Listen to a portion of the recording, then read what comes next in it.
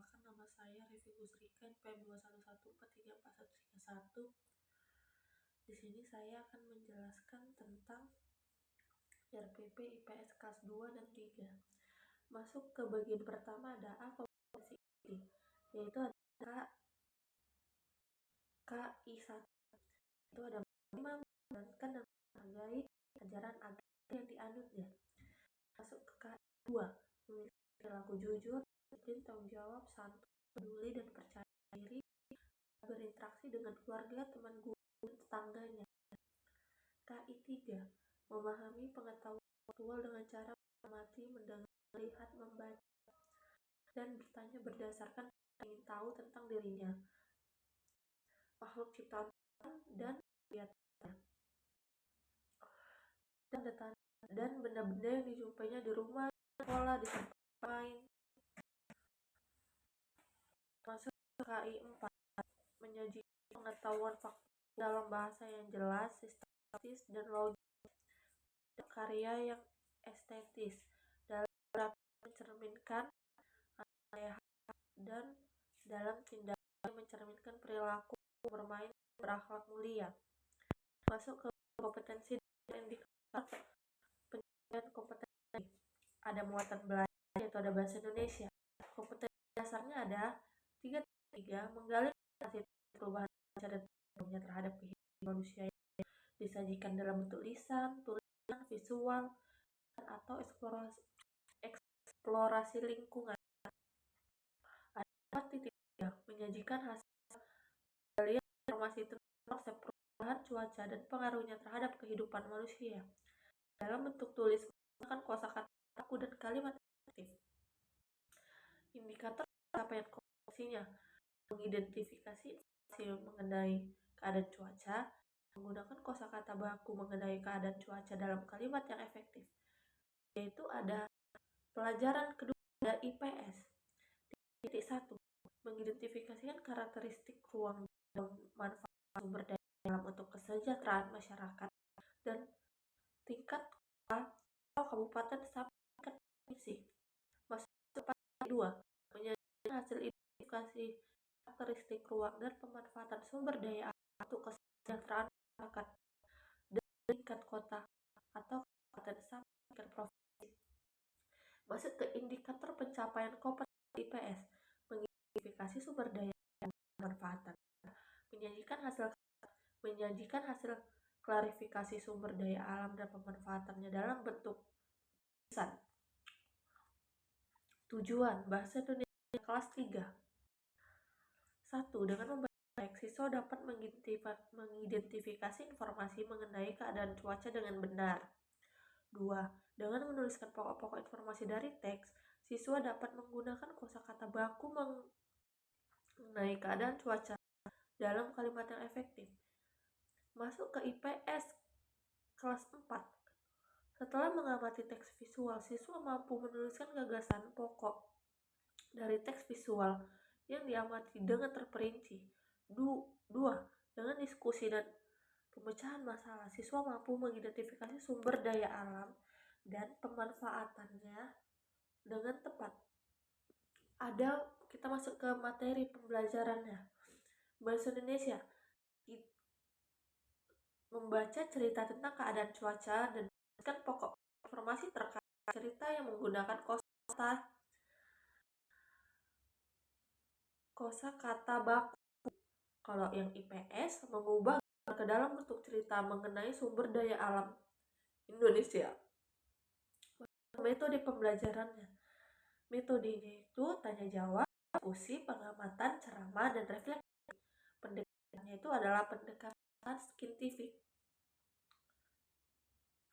Media dan alat pembelajarannya itu ada gambar keadaan cuaca seperti hujan, gambar awan, cerah, mendung gitu. Terus teks cerita tentang keadaan cuaca, gambar sumber daya alam Indonesia, dan buku guru dan buku siswa tematik kelas SDMI revisi 2018. Kita masuk ke langkah-langkah pembelajarannya, yaitu guru mengucapkan salam, siswa menjawab salam. menanyakan kondisi siswa dan meminta siswa mengamati teman sekelasnya untuk mengetahui teman yang tidak hadir, berdoa sebelum memulai pelajaran. Guru mengingatkan siswa tentang pelajaran sebelumnya dan mengaitkan dengan pelajaran yang akan disampaikannya. Menyampaikan tujuan pembelajaran hari ini. Itu alokasi waktunya selama 10 menit di jam kegiatan pertama. Masuk ke kegiatan inti, yaitu ada siswa dibagi dalam beberapa kelompok. Guru menyampaikan bahasa siswa kelas 3, membaca teks sesuai kelompok dahulu, dan guru beralih ke kelas 4 untuk menjelaskan mengenai sumber daya alam di Indonesia. Guru menugaskan siswa kelas 4 untuk mengamati teks visual yang diberikan oleh guru. Guru menanyakan gambar tersebut. Setiap kelompok kelas 4 mendiskusikan pertanyaan berikut. Mendiskusikan tentang apa yang diceritakan gambar tersebut, sebutkan peristiwa pada gambar yang mendukung alasanmu. Lalu guru beralih ke kelas 3 dan guru bertanya jawab dengan siswa tentang teks mengenai keadaan cuaca hingga siswa dapat gambaran yang jelas tentang keadaan cuaca dan siswa dapat mengambil kesimpulan bahwa cuaca adalah keadaan yang berubah dan bertanggung jawab dan berlangsung secara sebentar. Guru menunjukkan gambar keadaan cuaca. Kemudian siswa diminta mencari kata-kata yang tepat untuk gambar keadaan cuaca yang ada. Caranya dengan mencermati gambar yang ada pada siswa. Guru menginstruksikan siswa melengkapi tabel hasil pengamatan selama 5 hari. Setelah data lengkap terkumpul, siswa mencermati cuaca apa yang dominan terjadi selama 5 hari ini, hujan, cerah, berawan, mendung, atau lainnya.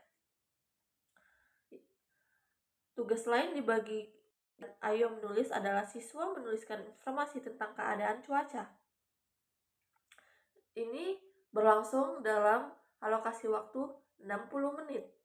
Kita masuk ke kegiatan akhir, yaitu ada siswa menyimpulkan materi pembelajaran hari ini. Guru memberikan kesimpulan dan penguatan dari materi pelajaran hari ini. Guru menyampaikan rencana pertemuan berikutnya. Untuk mengakhiri pelajaran, guru mengajak semua peserta didik untuk berdoa menurut agama dan kepercayaan masing-masing. Ini kegiatan akhir dan alokasi waktunya selama 10 menit. Dan penilaian pembelajaran.